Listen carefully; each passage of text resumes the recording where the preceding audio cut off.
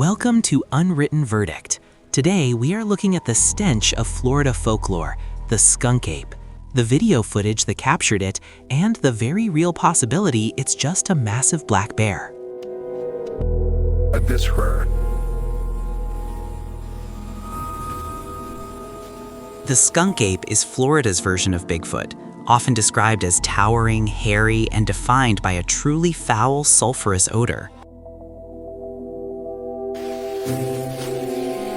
We have compelling video from 2000, yet the debate hinges on one point. Is this an undiscovered primate or a misidentified black bear?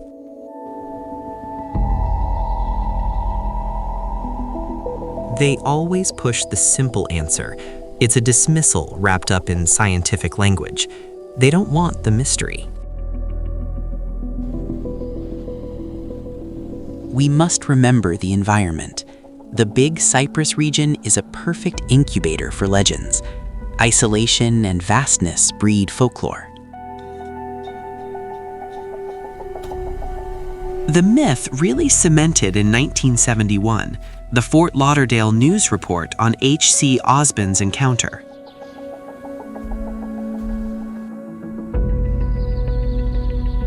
Osbon described a creature over 7 feet tall, weighing 700 pounds. He wasn't guessing, he was detailed.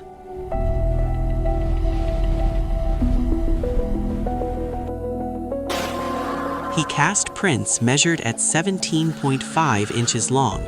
That's far bigger than any documented barefoot.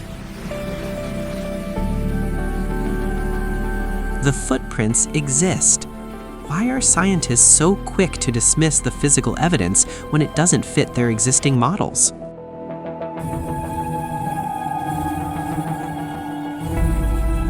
Osbon was an amateur archaeologist. Does that lend credibility, or does it suggest a bias toward discovery?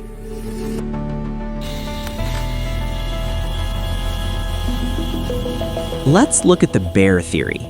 The Florida black bear is the largest land mammal here. They can reach nearly 7 feet in length.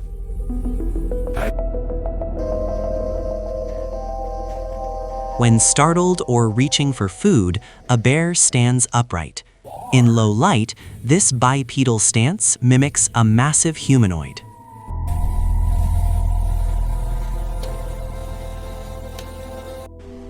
But the 700-pound measurement is extreme.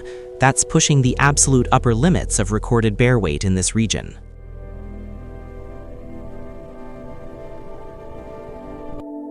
If you view a large bear from a distance or through dense vegetation, could the distortion account for that extra size? What about the skunk element? The foul smell is central to the lore. Do bears smell that bad?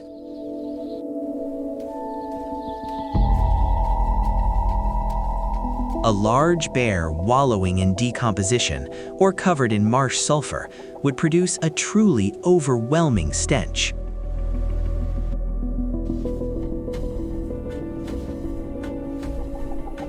So the argument is simple. The most common, massive creature exhibiting bipedal movement and a foul odor is the most likely culprit.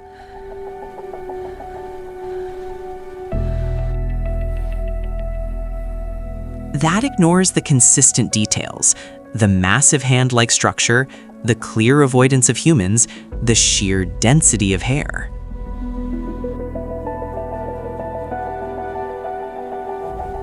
Let's shift to the famous visual evidence, Dave Shealy's 2000 video footage. Shealy is a longtime tracker committed to proving this creature's existence. He grew up hearing the tales. He claimed he heard a loud splashing and saw a figure moving toward him from about 100 yards away. The video clearly shows something large and dark walking bipedally, but the quality is the issue.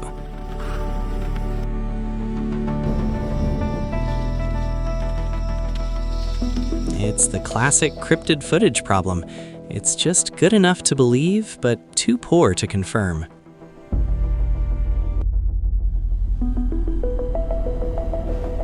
Shealy risked his reputation. Why are we more inclined to trust a grainy camera than a dedicated tracker's account?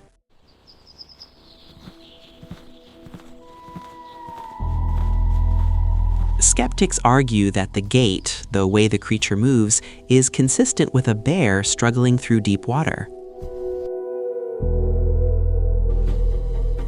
If a population of giant, stinking primates exists, why has not a single body, skeleton, or definitive hair sample ever been recovered?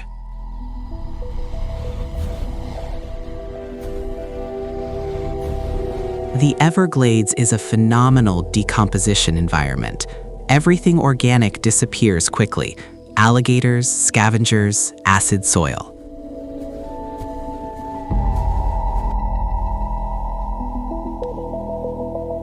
The lack of a body is a convenient excuse for those who already decided it's a hoax.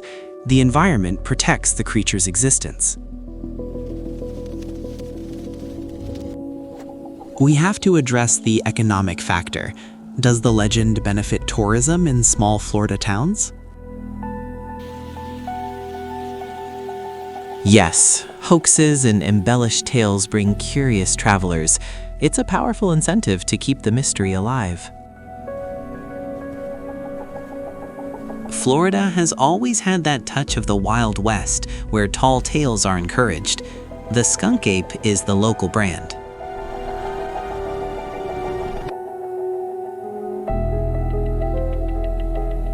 So every sighting, every person who felt genuine terror is just a promoter looking for a few extra dollars?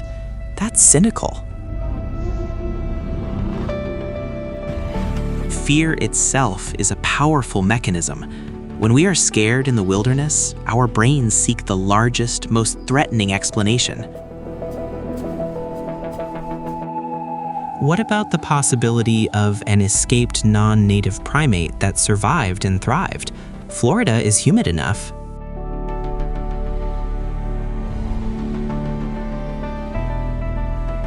Biologically improbable. You need a large enough breeding population to sustain decades of sightings. Where are the juveniles, the families? Finding a completely new, massive hominid species now would be one of the biggest discoveries in modern science.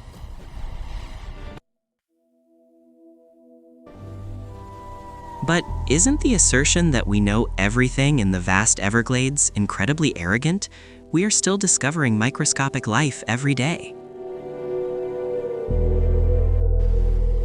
It's not about arrogance, it's about scale.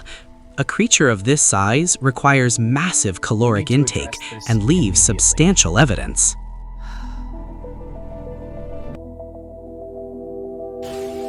So let's go back to the bear. Can a large, injured, or diseased black bear appear more ape-like?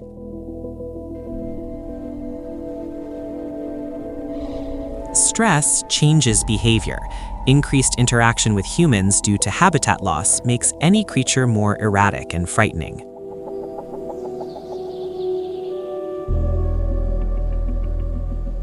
But the sheer scale of Osbon's prints, how do you get a bear to leave a 17.5-inch print, even under stress?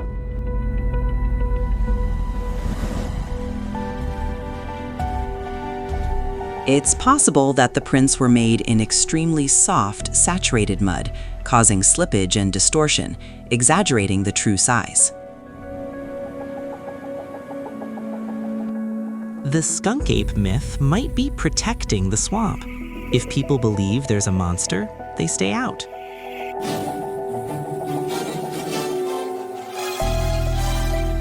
It becomes a mythical protector, a guardian of the remaining wilderness against human sprawl. That's a powerful cultural tool. The deeper issue isn't what it is, but that we are failing to protect the wild places where something like this could theoretically hide.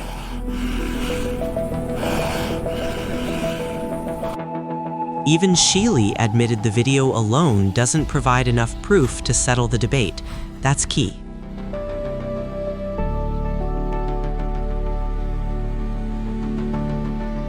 This isn't just a Florida phenomenon. Cryptozoologists worldwide use these kinds of reports to sustain the larger Bigfoot narrative. We want to believe that there is still true mystery in the world. The skunk ape fulfills that human need.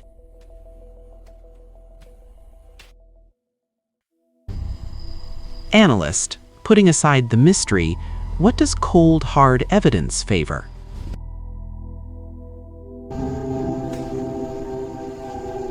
It favors the bear, a large, possibly stressed Florida black bear, whose proportions were magnified by terrain and fear.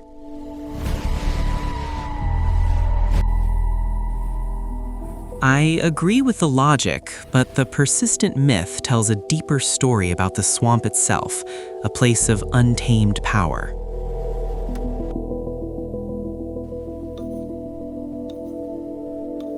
We don't get off that easy. Until there is 100% proof of a hoax or a body, the skunk ape remains unwritten in our biology texts.